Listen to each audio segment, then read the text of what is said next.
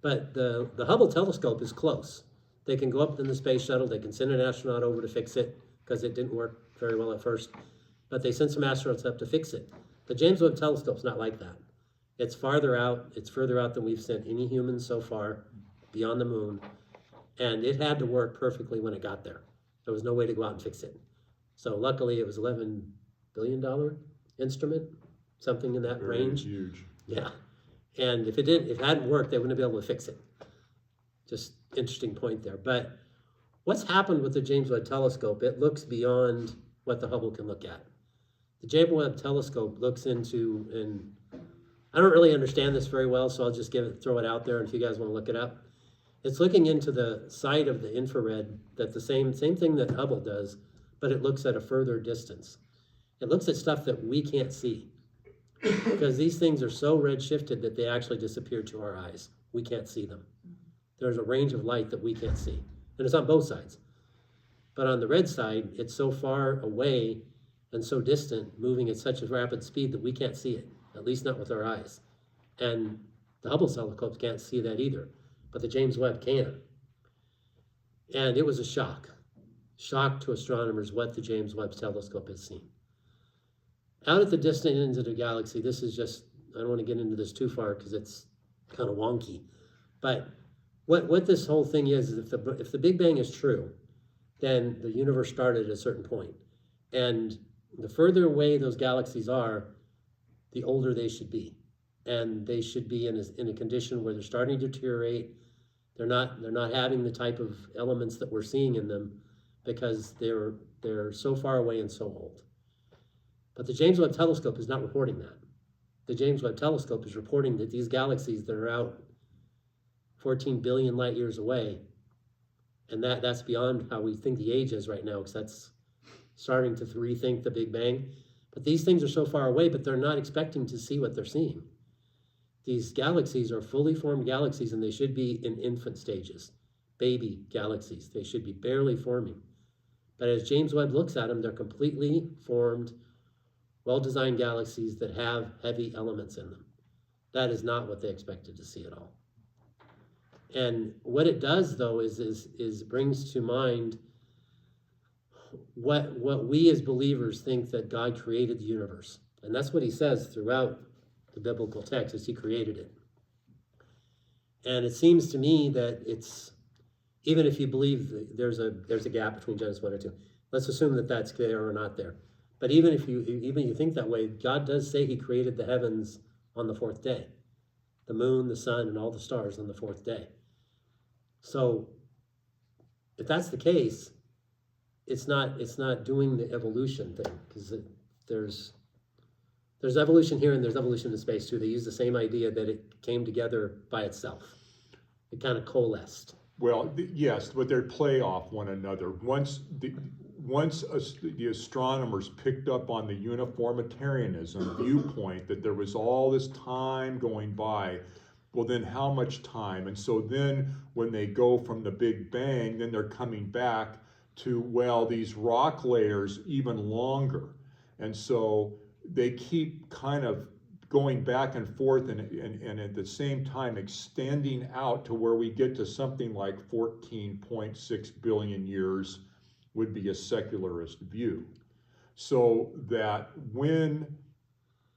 before the actual operation of the James Webb telescope, and everybody said, okay, this thing's going to go up, this is what we expect it to do, this is kind of what we expect it to see, predictions were made. Yeah. And the secularist scientists made one set of predictions.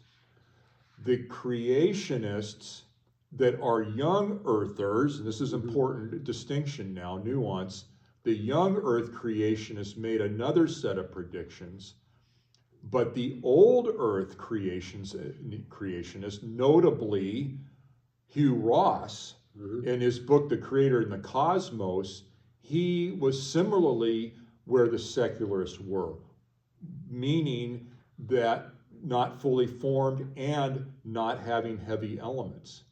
Right. Because what the natural sort of viewpoint on elements is that stars, when they explode, will throw off things that stars don't typically have. Stars typically have hydrogen and helium mainly, and some lithium.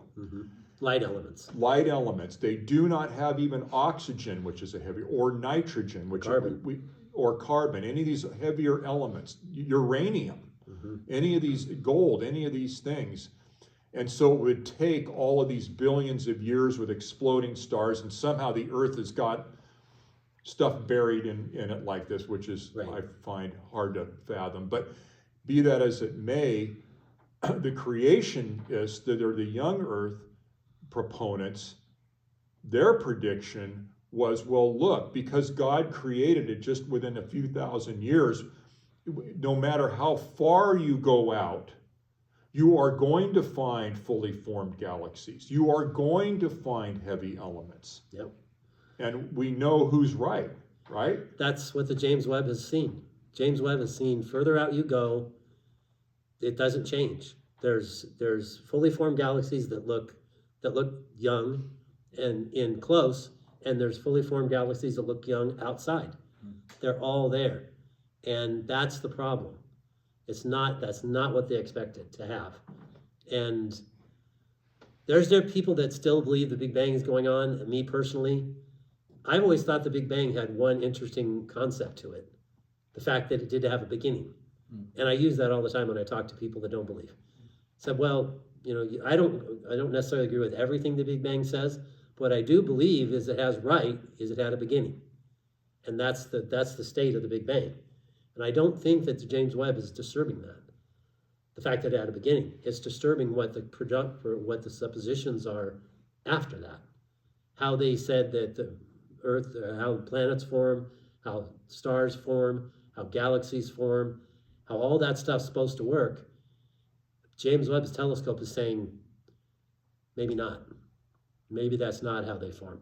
Because it doesn't appear to be that way when we get out so distant where the James Webb can look.